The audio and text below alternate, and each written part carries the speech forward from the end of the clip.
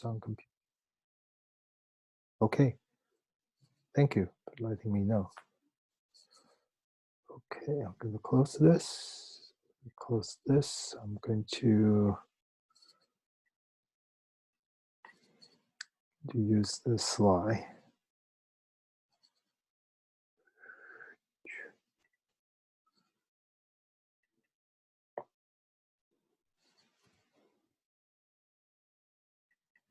I think this is a place when we talk about constructor.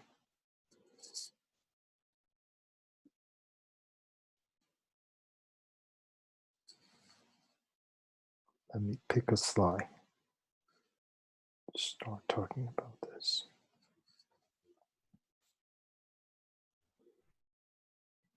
Okay, I want to push this over here. Okay, so we're going to talk about constructor. I'm going to give a very brief overview about what constructor is, and then I will open the floor to anybody have any specific question.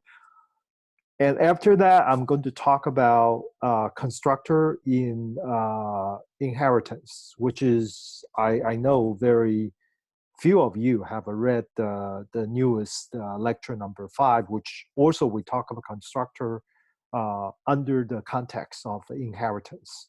All right, so I'm going to go over using this slide. So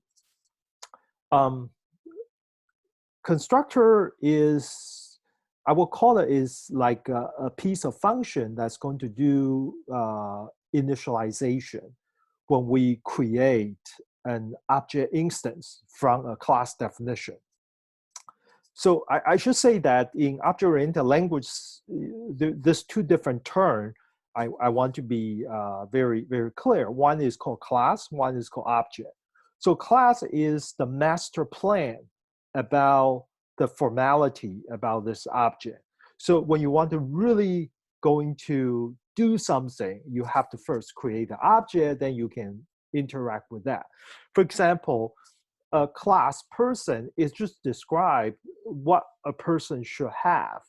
But unless you really create the object person for a particular person A or person B, that you don't really have anything to interact with except that particular variable, which we call static variable, that is we call associated with a class. So let's postpone the introduction about static variable, because static variable, in fact, is very useful in certain application when we want to deal with the class itself. But let's just focus on the class and the object.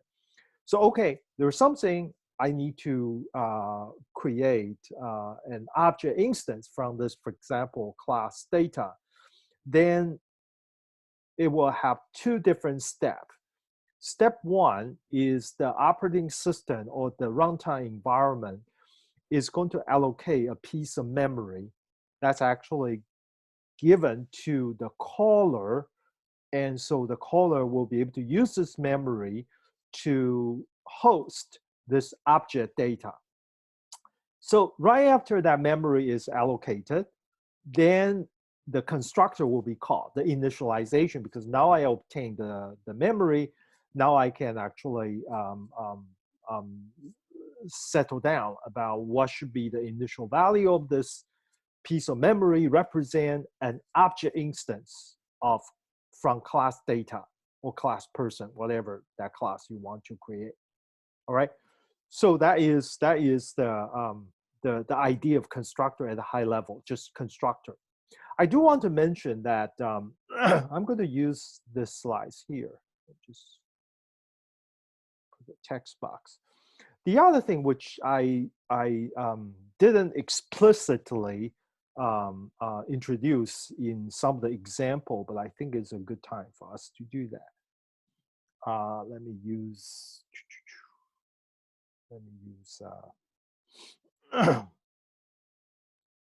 this font. So assuming you want to create an object called data, and you want to create the data, and then the formality, of course, usually we just say data 1, something like that.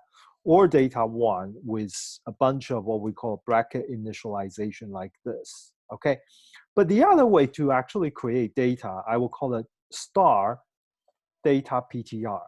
I create a pointer to the data, okay? If I only say this is actually nothing to do with the real object because it's just a pointer called data star, okay? It doesn't allocate memory to host this data. In order to do that, I'm going to use a new command called new data. All right. So you can see that now I not only have the data pointer, but I use the new call, which I'm going to put it here. This is new keyword, and then new data. So this, in fact, has two things. The new part is creating the memory space, but new must follow a constructor call. That it will invoke the constructor about what kind of which of one of the 3 or 4 constructor. You might have 200 constructor for the same class as well. So that is a one way, which I show you in the example, I believe in lecture number, later part of the lecture number 4, that you actually see me using the keyword new. So new is create, and similar you have delete, and this is later, you can actually do delete data PTR, which means that you actually finish using this. Let me just do the color here. So when you do the delete, that means the lifetime of the object is gone. So delete, what delete will do is that it will call the destructor first, and then it frees up the memory. So in some sense, for people familiar with the C pointer, let me actually make it a little bit smaller. Let me make it a little bit smaller here. Here. I hope you can still see the screen. So this is equivalent to calling malloc and then calling constructor. Now I want to move it a little bit closer here. You can at least see something. Okay. And this one is basically calling the structure first and calling free. Okay, just let you know that this is they should go with pair, with new and delete this way. Okay. All right. So that is the high level idea of a constructor and how it can be invoked and how it needs to be pairing with another call called delete in order to handle that. All right. So now we're going to talk about the constructor themselves. So constructor have, I would say, 2 kinds of constructor. I think I have a slide talk about this. Okay, the constructor could be either user defined or implicit. Actually, I'd like to change the color. Okay, we have either the constructor or destructor, in fact, could be either user delete or implicitly declare. So in other words, if you didn't declare certain type of constructor, it will be automatically supplied to the system. So that is called this. In fact, this is what we call the implicitly declared. There's 3. The first one is what we call the default constructor. Does nothing. Basically, this is equal to say, hey, I'm not doing anything, like this. And this is essentially doing an assignment. Okay, this is essentially doing, well, I don't know how do I do this. Let me actually try this. This might be syntactically incorrect. Is equal to a data. Essentially doing things like this. Okay, so I'm just building it this way. Okay, I better remove this because this is my master slide. I don't want to mess up with this part. And then the most complex one is called move constructor. Move constructor is try to avoid for you to make a copy about the argument, input argument. And I want to use this input argument as the data that I'm going to associate with this object I just create. So this is essentially is that I'm actually sharing that memory allocation that previously already created for the input argument. So there are three kind of default constructor. Those are what we call implicitly declared. Even you don't have it, you can use it. It's there already. Okay, and then you can define your own constructor to handle different kind of object construction that you like to invoke. Okay, this is purely your design, and those design is going to override whatever the implicitly declared provides. Okay, so that's number two. Okay, number one, what is a constructor? How do you create? Number two, what's the implicit versus user defined? The third thing I want to mention about constructor, which is useful, is how do you invoke those constructor? So this is an example which I will use this. Okay, I will use this one to talk about. So this is essentially saying that, well, how do you actually call the constructor? So in this example, this three, I would say they're all user defined because I actually provide the code for the class data. And that's why I have the first one, which is, first one is this one, is try to mimic the default constructor. And this one try to mimic the what we call the implicit declare copy constructor. And this one is trying to mimic move constructor. And so in order to call this for the default constructor is very simple. You just basically just data A without any supply or anything, it will match because it doesn't provide any argument, then it will call this one. The second one, because the prototype, this is called function prototype, take the argument about const data m %, and this basically say, okay, it's a basic object reference to A, and it's constant, and you call this, it will match with this one. This one's the most tricky. This one's the most tricky because, to be honest with you, in my lifetime of doing C, C++ programming, I never have to do this two n signs, this. And you can use other way to do it, but this is the way that the move constructor is being invoked implicitly. That's why I'm actually doing this in an explicit way to match that if you do this, then you casting an object with the data or whatever class name with two n sign, then you're basically getting this one get called. Okay, so this is a different way of defining constructor and how to invoke the constructor during the object creation process.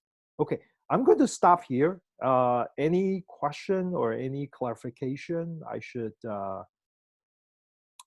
provide before we move further? Yeah, I have a question. Sure, please go ahead. Oh, I know you've gone over before, but can you do one more time on the meaning of these ampersands, like before and after these keywords and stuff, or like all that? Can you do that again? Sure. Yeah. Thank you. Sure. Okay. This is interesting because it's so confusing. This M sign is actually so confusing. I'm going to use my is this my terminal window? Okay, yeah. See, now I'm coming back to my terminal. I mean, every time I talk about this concept, do you know why I like to use terminal? Because I like to see how my system respond to what I said, and let's see, hopefully this will work. Let me actually do this. Let me use a window which I feel comfortable. Okay, let's, no, this is inheritance. Okay, let me use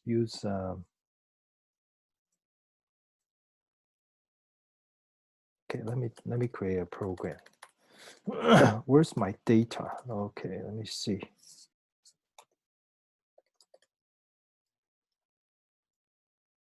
I lost my data because I had, did I put a program here?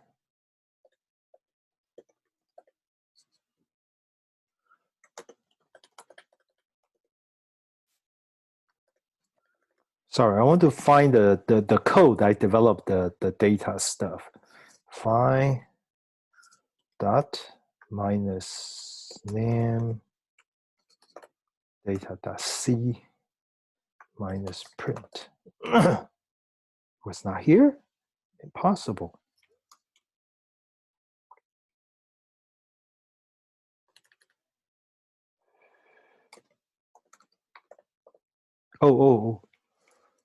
Oh, I know what mistake I have. Ah, okay, I put it in EX1204. Okay, now I'm happy.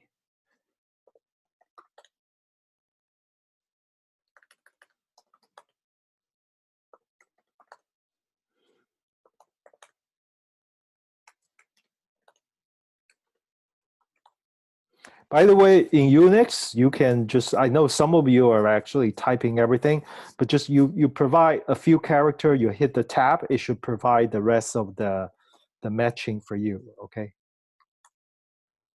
Just a little bit trick for you to speed up your development.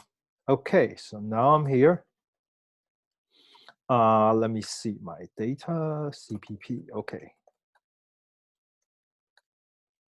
Okay, so this is the code I just showed you, right? Class data and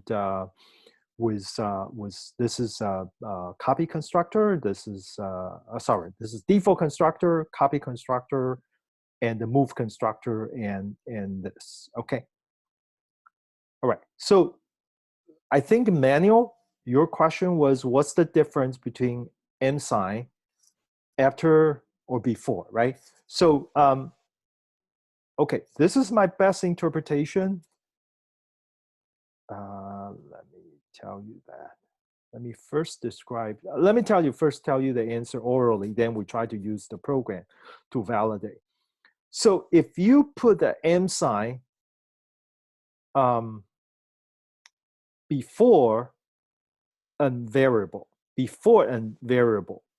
right before a variable, and that means the address of that variable. That means the address of that variable. But in the declaration, like in this case, I'm actually declaring this as a type, then this is basically to show the type. So the M sign, depending on whether you're putting before the variable or after the variable. But what's confusing is that, well, what happened if I want to put the M sign? I mean, for example, this M sign here, should I parse this as this M sign is associated with a data, or this should be associated with the data? Because this is here is a declaration about function prototype, so the M sign should always go before with the data. But sometime in the program, the M sign could be really confusing depending on how you do it. So that's why I'm going to write a program to test it, which I never done this before. And so that's why I want to see if this will work. Let me go to my data.cpp. Okay, this is a program. It has a function definition. I think I have a man. Okay, I have a man. I try different thing. Okay, just like I talked about. In fact, I'm using this program for homework assignment number, not homework assignment number, is for the lecture number 4. I'm using this program to do that. Okay, so let's look at this. So you have a data A. So let me try something. Can I actually have a data MN C? Can I actually do this? Let me do this. D. Can I even compile? Well, compiler allow me to do this.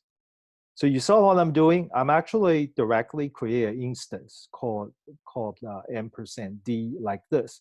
I think the compiler is going to give me an error because I don't think this is allowed. But let me do it first. G++ minus std is equal to C++ 17 data.cpp. Yeah, it doesn't allow me to do that because I cannot do this way. But let me try to do it different. If I remove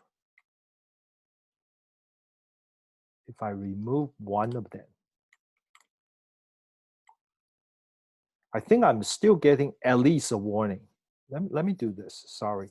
For those of you who use Emacs, you can do this as well. Just, I thought it was control, wait a minute, Control X2? Yeah, okay. Escape X, shell. Okay, now I'm happy. Okay, if I do this, G++ minus std is equal to C++ 17. What was the program? Data.cpp. Yeah, I'm still getting an error. Okay, because declaration reference variable D require an initializer, and then I don't have that. Okay. Okay. Why is this? Let me actually try this again. If I do this,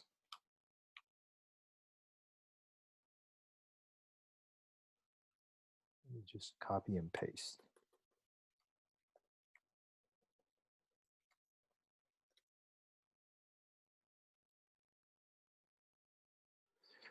Oh, okay. If I, okay, I know the problem. So if I define it this way,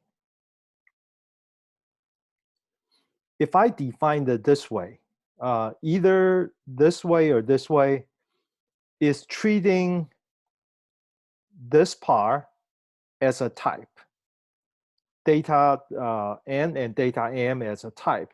And therefore, when I create this, it's giving me, compiler is giving message saying that require an initializer. Okay, and require to give me an initializer. Means that in the constructor, I have those implicit, I have this implicit, oh, not, this is not implicit, this is explicit constructor, which actually is following, no, that's not right. That's not right either. Yeah, I took it back. This is actually saying the argument. It's basically say I need an initializer for this one. Declaration or reference variable D require an initializer. Okay, let me do the other one. I'm sorry, I myself never tried this. You can see that I'm also trying to figure out the answer myself, manual and others. So what happens if I do this? I do this is equal to A. Well, that works. Can I do this?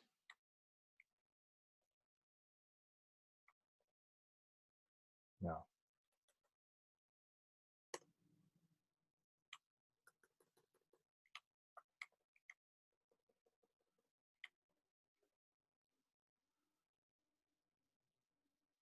Okay, now you see that the interesting that my first one is okay. My first one just say D is equal to A, it works fine. But not the second one. The second one, it says cannot bind the value. Oh, I don't like this. Okay, then can I do this?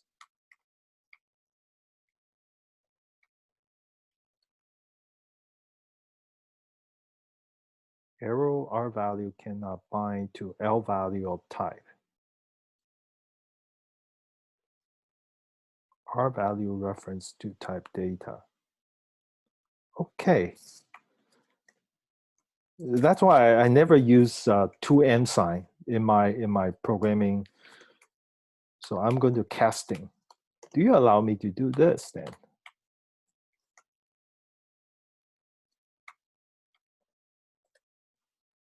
Oh, it works now. Okay, wow, that's horrible. All right, whatever meaning it is, it basically I can do syntactically to pass the compiler to just reference the type. So A is an object. So let's actually try to run this program. If I do this, if I settle this down, and now I'm actually going to set this value A. Now I'm going to do a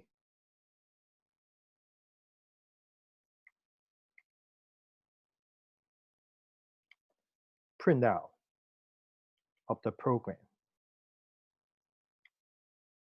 Okay, I'm going to do here.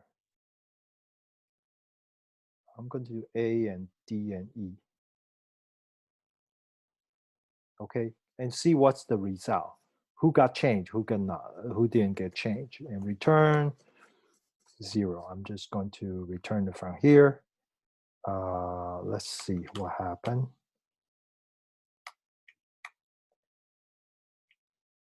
No.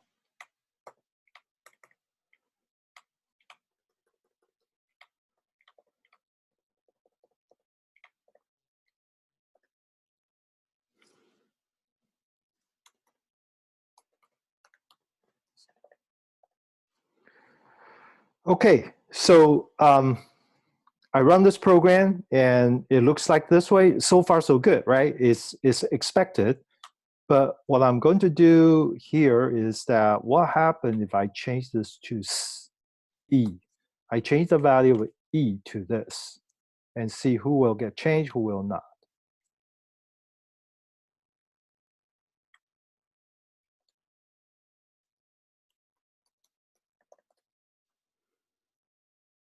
All of them got changed because it's called, it's a reference. Okay, so now I have some confidence about what I'm talking about.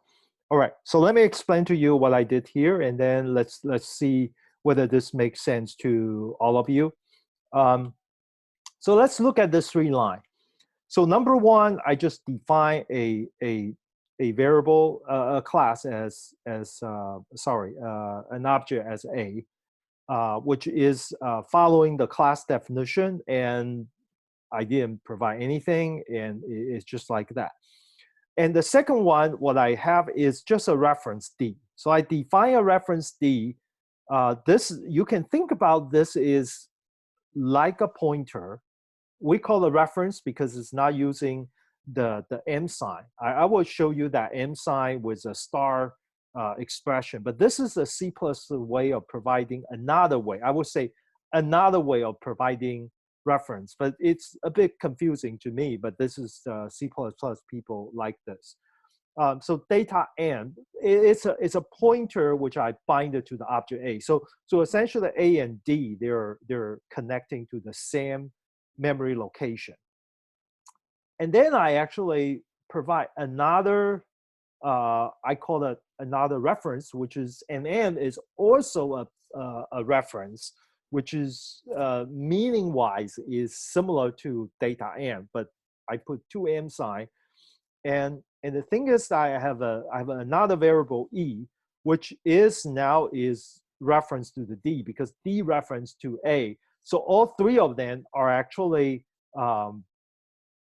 pointing to the same location, which was the location of data A. That's why if I actually change the value E to be 111, then all 3 of them get changed. Okay, so now I'm going to do a little bit different. What happens if I do this?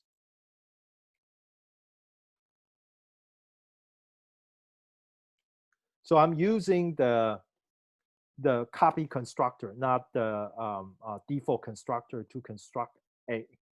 Okay, and now you will see that both default constructor and the copy constructor get called. And when I have the third line, when E is binded to reference with D, when I do 111 on E, I'm expecting A's value will not be 111, but D and E will be. So let's try to compile this again.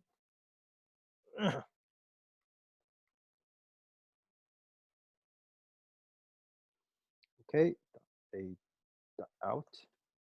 Okay, so now you can see that I call both default constructor for A and I call copy constructor for D.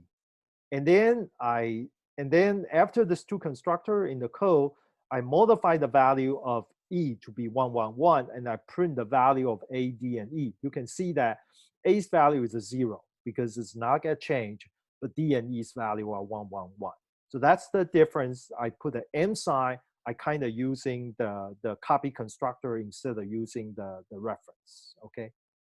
So that so far is if you want to associate the N sign with a class or data type, and that's what you're going to that's what you're going to get.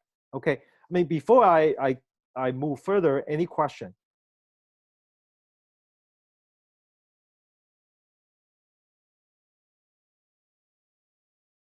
Is that perfectly clear? Oh, that's good. Anybody want to ask any question, clarification? Okay, so now I'm going to, okay, thank you. I'm going to move to another representation.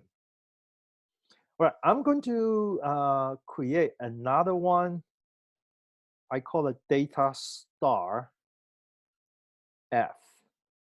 And I'm going to say data star F is MA. And I'm going to put another data star called G, which is I'll call it MD.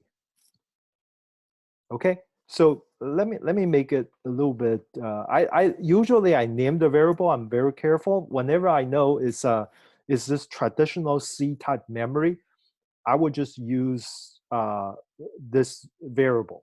Okay. Any question? Okay. So now I'm going to print the value, and let me try to not print the 3 lines anymore.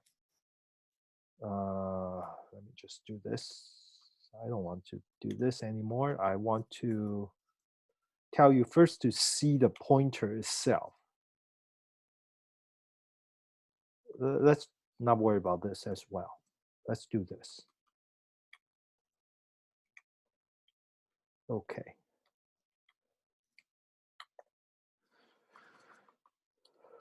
So I'm going to print, I'm just going to print the value of F PTR. I just print the value. So this should give me what I call the pointer value and G. I just want to point. So this you will see the memory address being printed. Okay, let me. My control Y is still there? No, it's not there anymore. Okay, fine.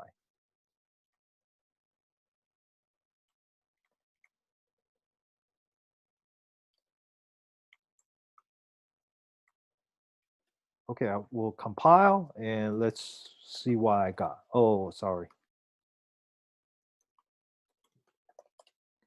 Okay, so you can see that now I'm actually calling, let's interpret my code very carefully first. So I'm still creating the 3 object like what I did in the previous example. But I also declare 2 variable. They're both using the star sign. That means they are pointer to an object. So there is, I use the term pointer and reference.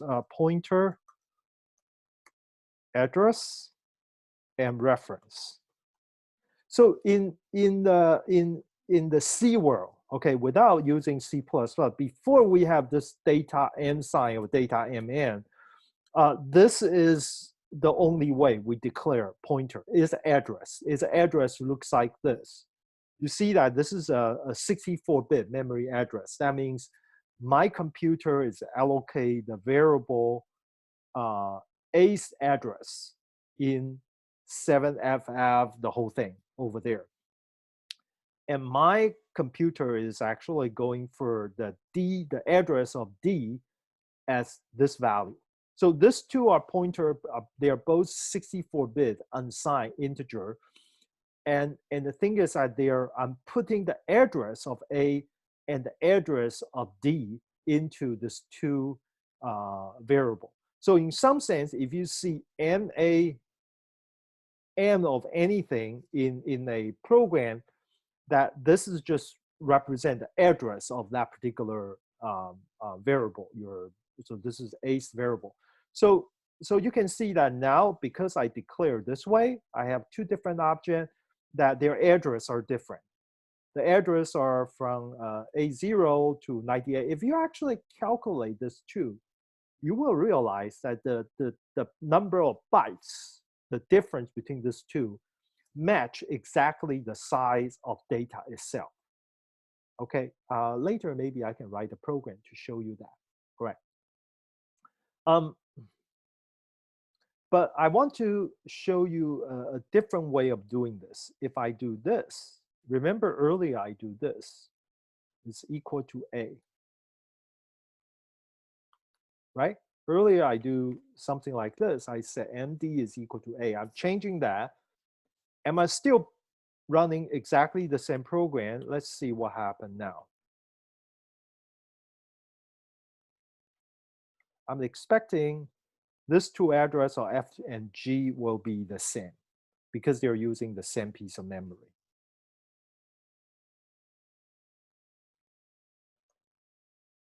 Okay, you see, now they're the same.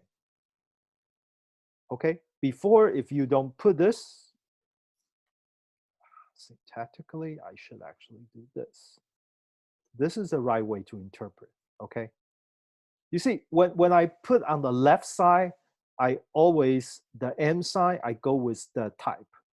But if I put it on the right side, this is called the right side assignment, except those casting that I specifically say that this 2N need to put in here.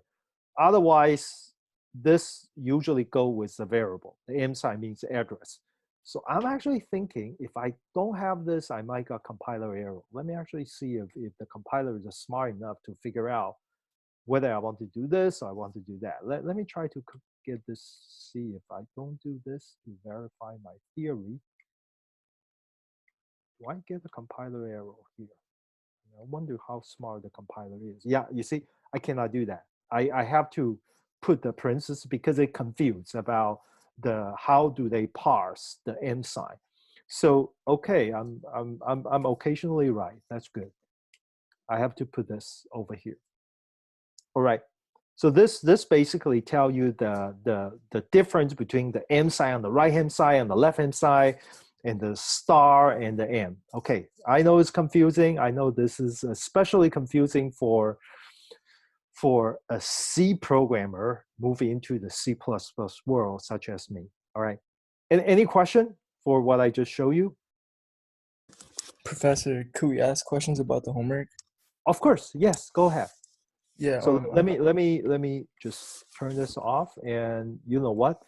Before you do that, because I think this part is represent a single question about constructor, I'm going to turn off the recording and starting another recording section. Okay, just hold on. Let me do this. Yes. Let me do this. Let me stop recording.